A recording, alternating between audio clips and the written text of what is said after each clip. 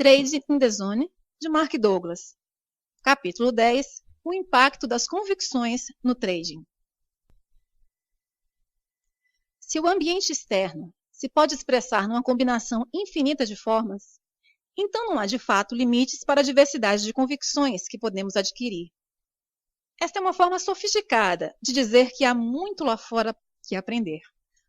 Mas olhando para a natureza da humanidade de um modo global, diria que não vivemos as nossas vidas totalmente em consonância com esta afirmação.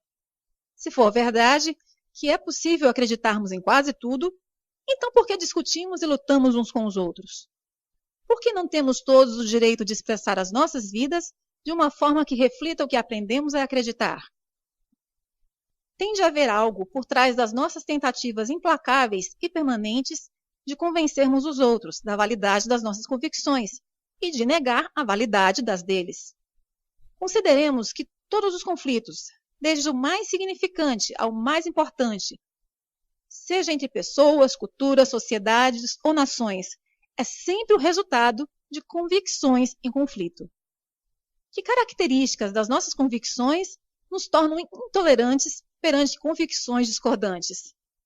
Em alguns casos, somos tão intolerantes que temos vontade de nos matarmos uns aos outros para explicar a nossa ideia. A minha teoria pessoal é que as convicções não são só energia estruturada, mas também energia consciente, pelo menos com algum grau de consciência. De outro modo, como podemos justificar a nossa capacidade para reconhecer no exterior aquilo que já temos inscrito na nossa mente? Como é que saberíamos se as nossas expectativas estão a ser satisfeitas? Como é que saberíamos quando não estão? Como é que saberíamos que estamos a ser confrontados com informações ou circunstâncias que contrariam aquilo em que acreditamos?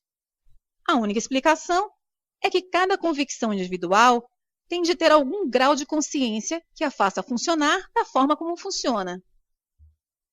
A ideia de a energia ter algum grau de consciência pode ser difícil de aceitar. Mas há várias observações que podemos fazer sobre as nossas naturezas individuais e coletivas que suportam esta possibilidade. Primeiro, todas as pessoas querem que se acredite nelas. Não importa qual a convicção. A experiência de acreditarem em nós sabe bem. Penso que estas sensações positivas são universais, significando que se aplicam a todos.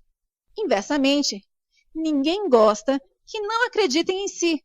Não é uma boa sensação. Se eu dissesse, não acredito em você, a sensação que se iria repercutir no seu corpo e mente é negativa e também universal. Similarmente, ninguém gosta de ver as nossas convicções desafiadas. O desafio é sentido como um ataque.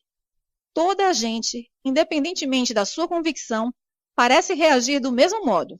A reação típica é argumentar, defendermos-nos, as nossas convicções e, consoante a situação, contra-atacar. Quando nos exprimimos, gostamos que nos escutem. Se sentimos que a nossa audiência não está a prestar atenção, como é que nos sentimos? Não nos sentimos bem. Novamente, penso que esta reação é universal.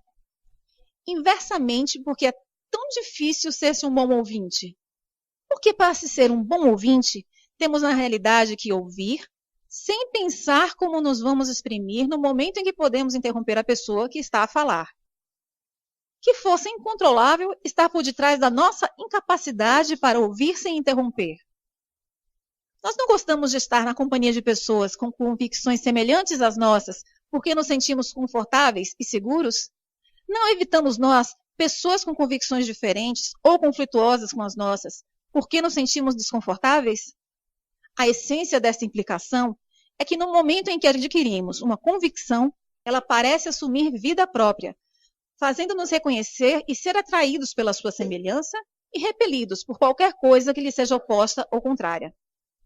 Considerando o vasto número de convicções divergentes que existem, se estas sensações de atração ou conforto e repulsa ou ameaça forem universais, então cada convicção tem, de alguma forma, de estar consciente da sua existência, e esta energia estruturada e consciente tende a se comportar sob formas características que não são comuns a todos nós.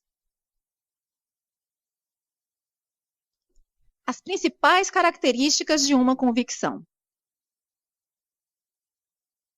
Há 3 características básicas que precisamos compreender para interiorizar efetivamente as 5 verdades fundamentais sobre o trading a um nível funcional no nosso ambiente mental. 1. As convicções adquirem vida própria e, por conseguinte, oferecem resistência a qualquer força que altere a sua forma presente. 2. Todas as convicções ativas exigem forma de se manifestarem. 3. As convicções estão sempre presentes e ativas, quer estejamos conscientes ou não da sua existência no nosso ambiente mental. 1. As convicções resistem a qualquer força que tente alterar a sua forma atual. Podemos não compreender a dinâmica subjacente ao modo como as convicções mantêm a sua integridade estrutural, mas podemos observar que o fazem face a uma pressão ou força extrema. Ao longo da história da humanidade, há muitos exemplos de pessoas cuja convicção relativamente a algum assunto ou causa foi tão poderosa que preferiram sofrer insultos, tortura e morte do que contrariar as suas convicções. Isto é, com certeza, uma demonstração precisa de como as convicções podem ser poderosas e da medida em que conseguem resistir a qualquer tentativa de serem alteradas ou violadas, por mais leve que seja. As convicções parecem ser compostas por um tipo de energia ou força que resiste naturalmente a qualquer outra força que as possa fazer manifestar de forma contrária ou diferente da sua forma atual.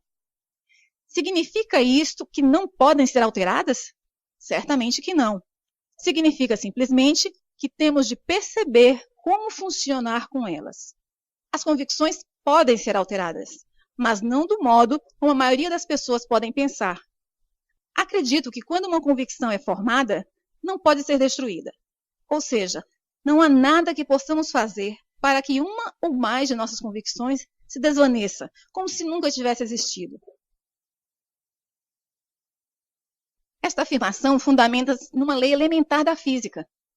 Segundo Albert Einstein e outros na comunidade científica, a energia não pode ser criada nem destruída, só pode ser transformada. Se as convicções são energia consciente e estruturada, ciente da sua existência, esse princípio da física também se aplica às convicções, pelo que tentar erradicá-las não é possível. Se soubesse que alguém ou alguma coisa o estava a tentar destruir, como reagiria? Iria defender-se, lutar e possivelmente fortalecer-se mais do que antes de conhecer a ameaça. Cada convicção individual é um componente daquilo que consideramos ser a nossa identidade. Não será razoável esperar que, se ameaçada, cada convicção individual reaja em conformidade com a forma como todas as outras partes de si reagem coletivamente?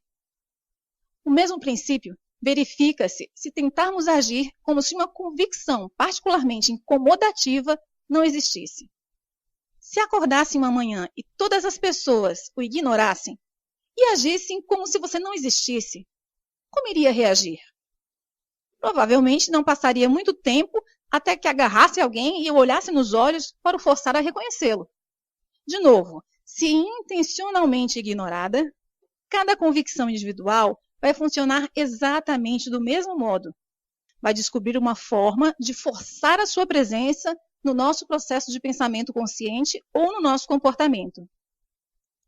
A forma mais fácil e mais eficaz de lidar com as nossas convicções é lentamente torná-las inativas ou fazer com que deixem de funcionar, retirando-lhes a energia. Chamam a este processo desativação. Após a desativação, a estrutura original da convicção permanece intacta, pelo que tecnicamente não mudou. A diferença é que a convicção já não tem energia. Sem energia, não tem capacidade para funcionar como uma força sobre a percepção que temos na informação ou sobre o nosso comportamento. Aqui está um exemplo pessoal. Em criança, ensinaram-me a acreditar no Papai Noel e na Fada dos Dentes. No meu sistema mental, ambos são exemplos perfeitos do que agora são convicções inativas, que não estão em funcionamento. No entanto, embora estejam inativas, existem ainda dentro do meu sistema mental, só que agora existem como conceitos sem energia. Se lembrar do capítulo anterior, defini convicções como uma combinação de experiência sensorial e palavras que formam um conceito dotado de energia. A energia pode ser retirada do conceito, mas o conceito em si permanece intacto na sua forma original. No entanto, sem energia, já não tem a capacidade para funcionar sobre a percepção de informação ou sobre o comportamento. Assim, enquanto estou aqui sentado a escrever no meu computador, se alguém chegasse perto de mim e dissesse que Papai Noel estava à porta, como acha que eu iria definir e interpretar essa informação? Iria tratá-la como irrelevante, ou uma brincadeira, é claro. No entanto, se eu tivesse 5 anos e minha mãe me dissesse que Papai Noel estava à porta, as suas palavras teriam fornecido imediatamente uma enorme fonte de energia, com carga positiva, que me teria compelido a levantar-me num salto e correr para a porta o mais rapidamente que conseguisse. Nada me poderia deter e ultrapassaria qualquer obstáculo no meu caminho. Numa dada altura, os meus pais disseram-me que Papai Noel não existia. É claro que a minha primeira reação foi de incredulidade. Não acreditei, mas acabei por me convencer. No entanto, o processo de convencimento não destruiu a minha crença no Papai Noel, nem fez com que ele deixasse de existir. Simplesmente retirou a energia da minha convicção acerca da sua existência. A convicção foi transformada num conceito inativo e não funcional sobre o modo como o mundo funciona. Não tenho a certeza para onde foi toda aquela energia, mas sei que uma parte foi transferida para uma convicção de que o Papai Noel não existe. Agora tenho 2 versões contraditórias sobre a natureza do mundo que existe no meu sistema mental. Uma, que o Papai Noel existe. A outra, que o Papai Noel não existe. A diferença entre elas está na quantidade de energia que contém. A primeira não tem praticamente nenhuma energia. A segunda tem energia. Assim, de um ponto de vista funcional, não há contradição ou conflito. Se é possível tornar uma convicção inativa, então é possível desativar todas as convicções, não obstante a sua resistência a qualquer força que tente alterar a sua forma presente. O segredo para mudar efetivamente as nossas convicções está em compreender e, consequentemente, acreditar que não estamos realmente a mudar as nossas convicções. Estamos simplesmente a transferir energia de um conceito para outro conceito que consideramos mais útil e que nos ajuda a satisfazer os nossos desejos ou a atingir os nossos objetivos. 2. Todas as convicções ativas precisam se manifestar. As convicções dividem-se em 2 categorias básicas, ativas e inativas. A distinção entre as duas é simples. As convicções ativas têm energia suficiente para agirem como uma força sobre a nossa percepção da informação e sobre o nosso comportamento. As convicções inativas são simplesmente o oposto. São convicções que, por alguma razão, já não têm energia ou têm tão pouca que já não são capazes de agir como uma força sobre o modo como percebemos a informação ou sobre o nosso comportamento. Quando digo que todas as convicções ativas precisam de se manifestar, não quero dizer que todas as convicções no nosso ambiente mental exijam exprimir-se em simultâneo. Por exemplo, se eu lhe pedir para pensar sobre o que está errado no mundo hoje, a palavra errado vai trazer à sua mente ideias que refletem aquilo em que acredita estar a criar problemas ou perturbações no mundo, a menos, é claro, que não haja nada quanto ao estado do mundo que considere problemático. A questão é que, se houver alguma coisa que considere estar de fato errada, não estava necessariamente a pensar nessas ideias antes de eu ter colocado a pergunta. Mas no momento em que a coloquei, as suas convicções sobre essas questões avançaram de imediato para a dianteira do seu processo de pensamento consciente. Com efeito, exigiram ser ouvidas. Digo que as convicções exigem manifestar-se porque quando algo as mobiliza, não parece possível parar a torrente de energia que é libertada. Isto verifica-se especialmente para questões emocionalmente sensíveis ou convicções sobre as quais sintamos um entusiasmo particular.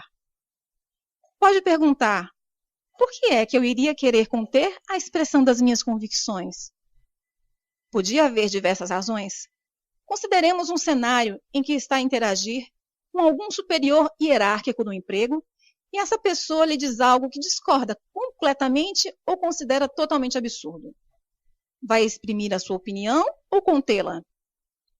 Tal irá depender do que pensa ser adequado numa situação destas.